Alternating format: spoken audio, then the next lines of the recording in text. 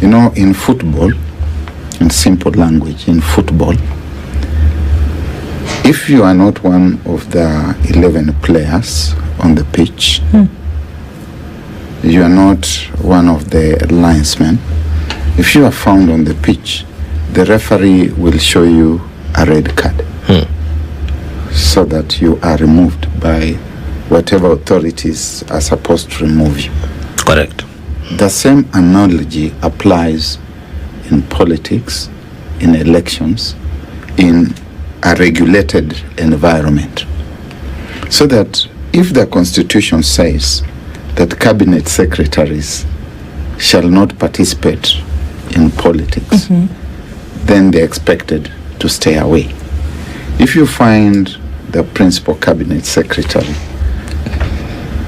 receiving defectors, if you find the principal cabinet, the prime cabinet secretary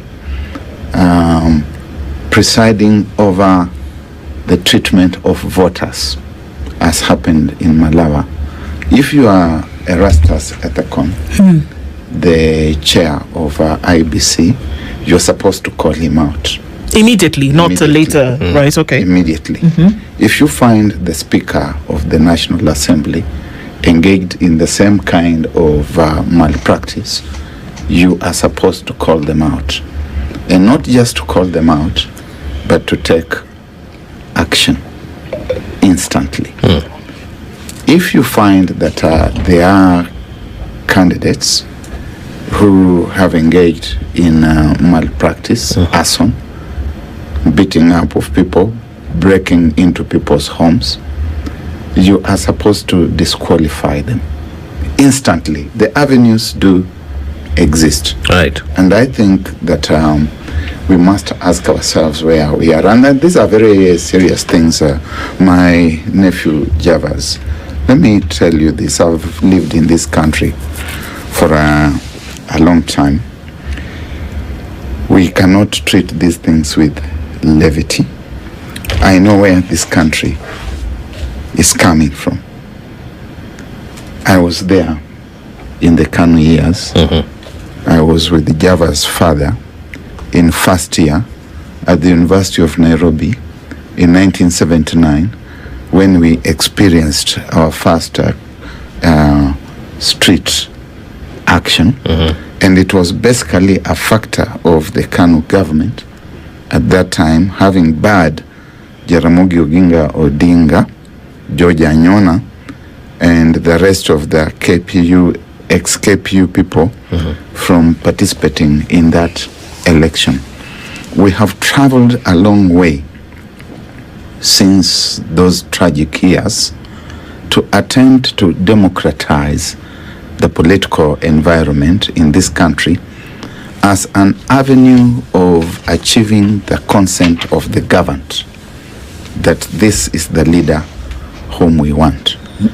If we look at the ended by-elections faithfully, we will, number one, accept that they are a pilot for 2027.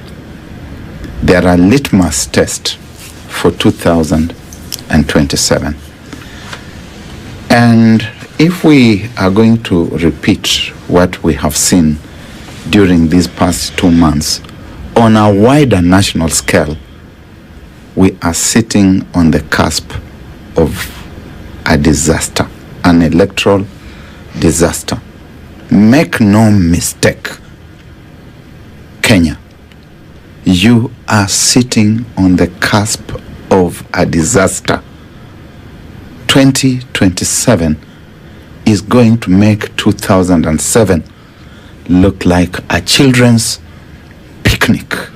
It seems like you're casting doom in a very clear manner, Dr. Muluka, because if you're saying that the violence that we saw yesterday, the injury, the destruction that we saw yesterday, the alleged bribery of voters, the alleged rigging, all of that is going to be on a pro-max level come 2027.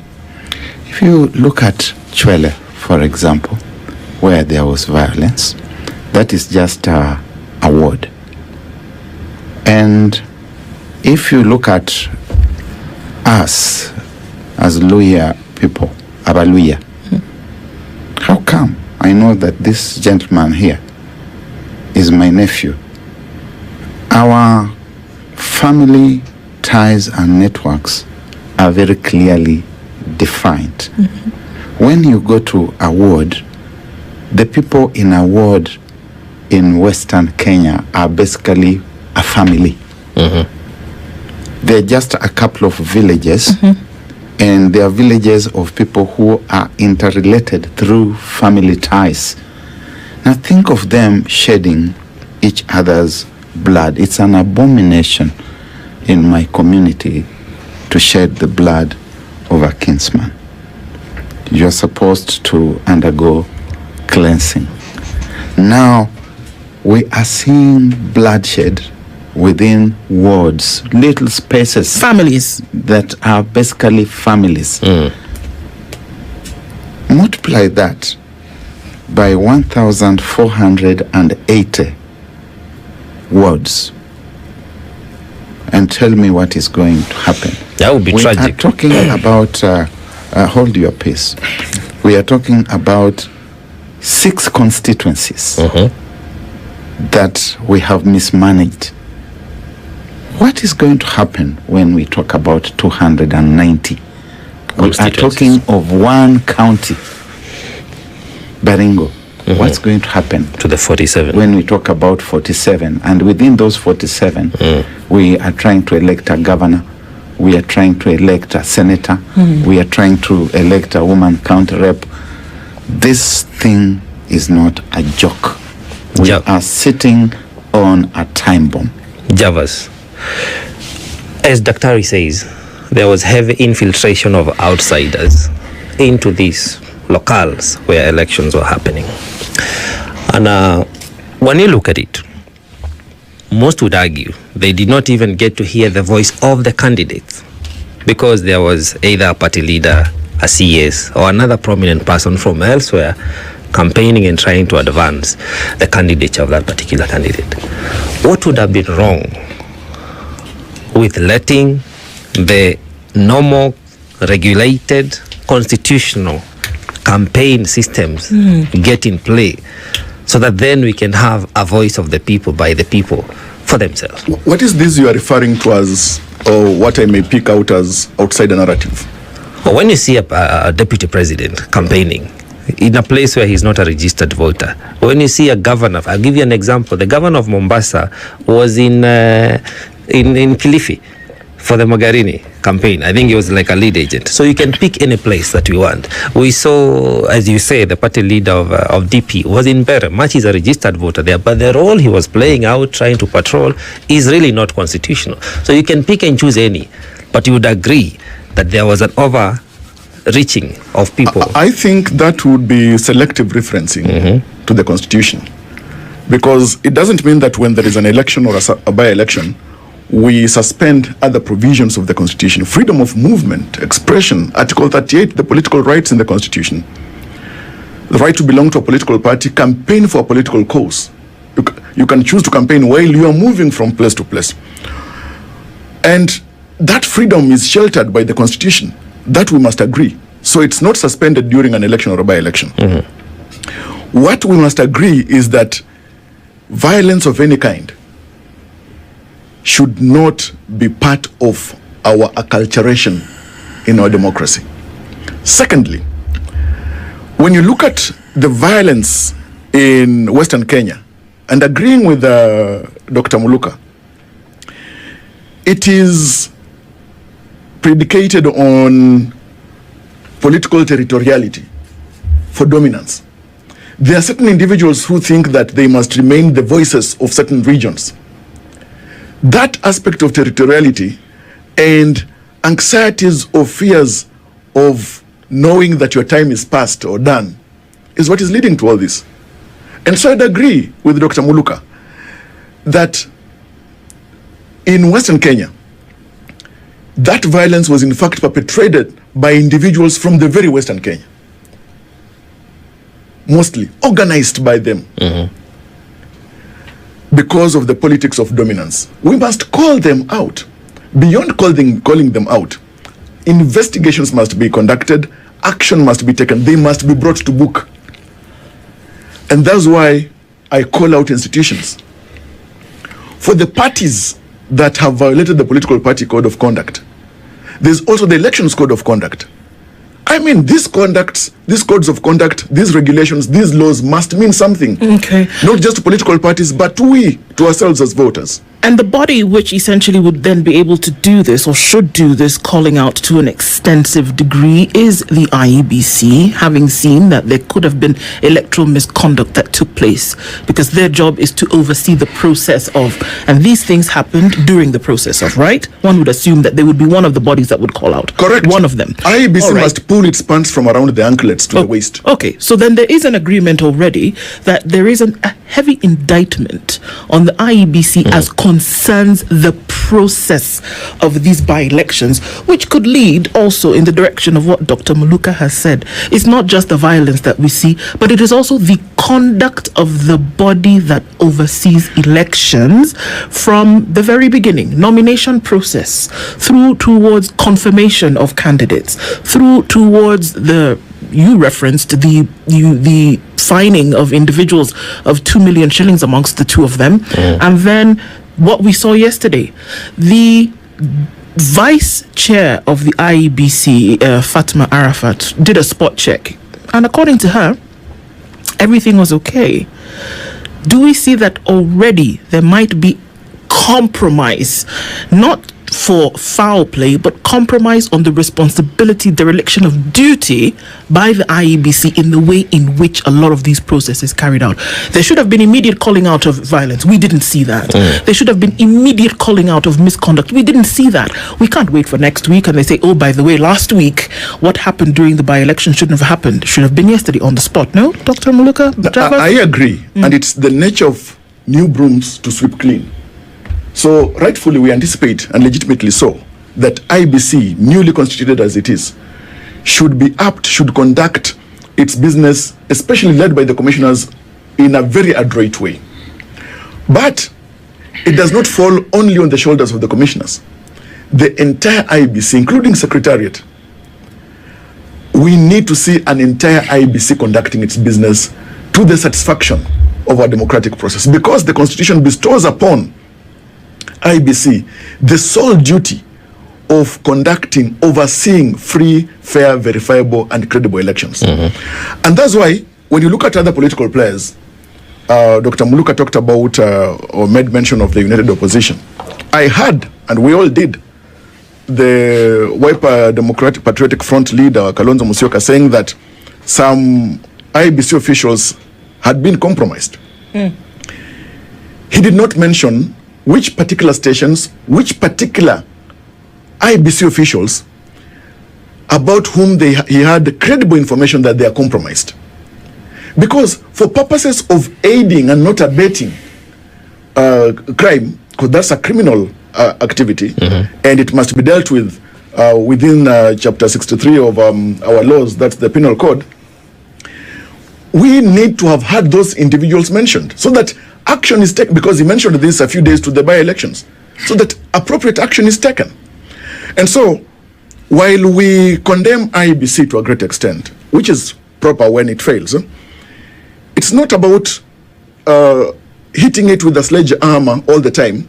When, for example, if it's a question of cases of bribery, for any person, either from whatever political party who bribes, there is the gullibility of a citizen, a civilian, a voter, who is ready and willing and availing himself or herself to be bribed. And that is why I talked about our political culture. We must make some of these offenses, or shunning these offenses, a personal issue. We must say, Javas, you must not engage in any acts of corruption, acts or offenses related to election. So we must start by making it a personal issue.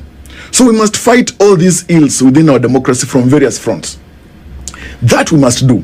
IBC has failed to call out, and they should have called out all these acts of violence. But IBC on its own cannot apprehend the perpetrators of this violence, hence the place of the security.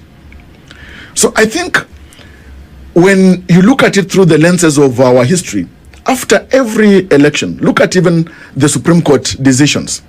There are certain critical recommendations that are always made by the Supreme Court. To what extent, how effectively have we followed through in implementing and actioning some of those recommendations as we ameliorate our democracy? Right. We have to also then, I think, Dr. look at the flip side of this. Just going a bit political. We've been in the wake of, formation of terms. 1 term, 2 term, half term, fresh term. And some people have lost what they perceived to be their bedroom. If you look at the Mbeere North outcome, it was perceived to be this united opposition, 1 term fraternity. But they have lost to their opponents. And you can pick and choose and see how some wins were not expected to happen, given the popular vibe of the people and where they're trying to lean. Is it to say that some strategies are not working? Just before you respond, I remember the party leader of DCP cut short his trip in the US, saying that he's rushing to organize by-elections, and he fielded very few candidates. Well, and UDA has chased him out of town. Luckily for him, he's out of town already. Okay, Dr. Muluka. Invasion of somebody's bedroom is a very dangerous undertaking. correct. Yes, in the case of Malava, we have had a resident tourist. We have had a resident tourist in the bedroom in Malava, and it was this resident tourist who called the election. Posted a congratulatory message in social media saying congratulations to my good friend David Ndakwa, whom, as you are aware, I have withheld my own congratulatory message. Right. And he remains my friend and my brother. When we meet, we can eat chicken, but we will not talk about his victory, if victory it is. But I think it's a good thing if ordinarily the electoral process was not flawed, to see that there is deflation of overconfidence when you think that you own a certain terrain in a manner that suggests that it is your property. Kamanya, you know, you have a good jersey there. Thank you. You can decide to donate it to me. But there are certain things which you cannot donate to me. Indeed. Because while you may use the word my, the possessive mine, they are yours in a very different way. When I say my home is in Kakamega, or my family, or there are restrictions about the extent to which I can behave within that environment. And so people are called upon to be also a little sober in referencing what they think is their space. That notwithstanding, we still regret the overstay by the political tourist in our backyard in Kakamega and Malava, the treatment of voters by this political tourist, the violence which we can attribute to the political tourist because he was the one calling the shots, and eventually the calling of the election. We also have cause to believe, we from Western Kenya, that we had hired hoodlums from across the border. They came from Uganda, hoodlums, brought in by a national leader, and invaded a home and broke windows, window panes, and caused mayhem, and dashed back across the border. We call upon the IBC and the police to investigate, because if national sovereignty becomes something that can be defiled by leaders who occupy national office, bring in gangsters, goons, and sundry hoodlums. And I think our very sovereignty is endangered.